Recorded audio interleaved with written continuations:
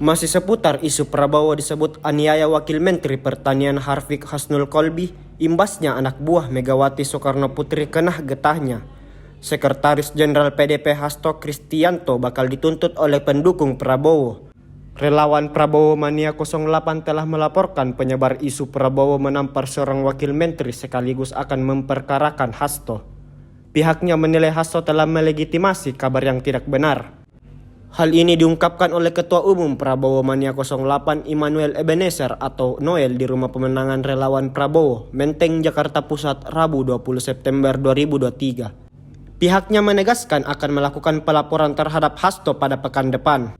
Noel menjelaskan dirinya turut melaporkan Hasto karena aksinya di depan awak media, di mana Sekjen PDIP itu seolah membenarkan kabar bahwa Prabowo menampar wakil menteri. Padahal isu tersebut sama sekali tidak benar.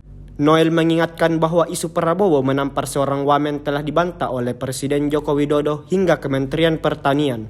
Selain itu, ia juga mengaku telah menghubungi langsung Wamentan Harfiq Hasnul Kolbi. Noel menyebut Wamentan Harfiq telah membantah adanya kekerasan oleh Prabowo. Ia pun menyatakan pernyataan Hasto bakal membahayakan karena melegitimasi kebohongan. Sebelumnya, Sekretaris Jenderal PDIP Hasto Kristianto merespon isu Prabowo Subianto menampar Wakil Menteri Pertanian Harfiq Hasnul Kolbi dalam sebuah rapat. Ia menyebut bahwa isu tersebut tak akan ada apabila tidak ada penyebabnya. Hasto pun mengibaratkannya tak akan ada asap apabila tak ada api. Ia juga menyebut karakter seseorang tidak bisa diubah dengan mudah di depan kamera. Hasto menekankan pentingnya melihat rekam jejak dalam menentukan pilihan di Pilpres 2024.